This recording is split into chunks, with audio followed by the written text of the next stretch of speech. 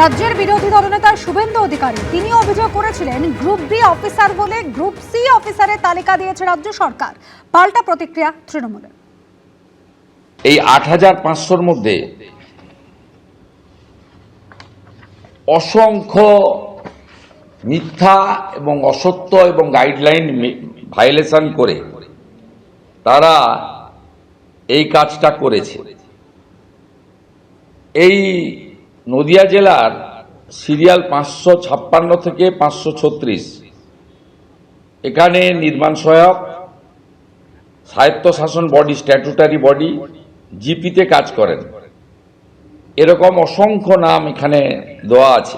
মৃত ব্যক্তি যিনি মৃত শুধু নয়, রিটায়ার করে গেছেন, তার নামও মুখ্যমন্ত্রীর বাহিনী, তাবেদার বাহিনী পাঠিয়ে দিয়েছে। নির্বাচন কমিশন যদি মনে করেন যে কোনো নাম তারা বদল চান, সেটাও তারা করতে পারেন, সেটাও সুপ্রিম কোর্টের রায়েই বলা আছে। সুতরাং যদি নির্বাচন কমিশন দেখেন যে কোথাও গন্ডগোল মনে হচ্ছে, তারা বলবেন, তাহলে সেই নাম বদলে দেওয়া হবে।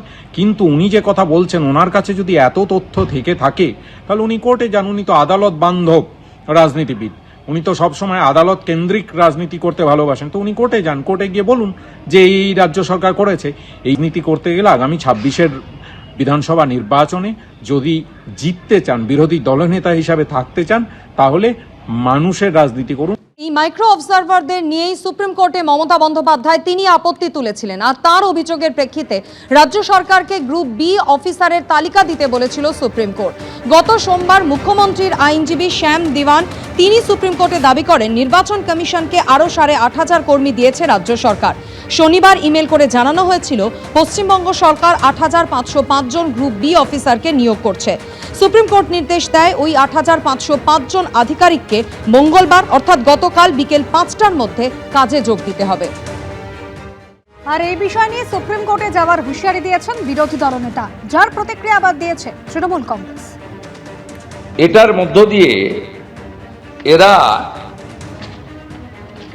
সুপ্রিম কোর্টকেও অসত্য, মিথ্যা এটা জানিয়েছে। এবং তৃণমূল কংগ্রেস, তার নেত্রী, তার সরকার মানেই দুর্নীতি করবে, মিথ্যাচার করবে, অসত্য বলবে, ফ্রড করবে।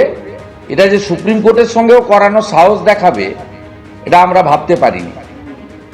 এই তালিকা নিয়ে মুখ্যমন্ত্রী যেহেতু মামলা করেছেন তার বিরুদ্ধে, তার সরকারের দেওয়া অসত্য তথ্যের বিরুদ্ধে কোর্ট কন্টেম্প্ট করা যেতেই পারে। যান না আপনি সুপ্রিম কোর্টে, সাহস থাকে। সবাই মমতা বন্দ্যোপাধ্যায় হয় না। মানুষের জন্য লড়াইয়ের জন্য কলজে থাকা চাই, সাহস থাকা চাই, আর সৎ বুদ্ধি থাকা চাই। অসৎ পথে মানুষকে ঠকিয়ে আবার সুপ্রিম কোর্টে যাব, এইসব ফাঁকা আওয়াজ দয়া করে শুভেন্দু বাবু আপনি দেবেন না। আপনাকে সবাই চিনে। এবিপি আনন্দ, এগিয়ে থাকে, এগিয়ে রাখে।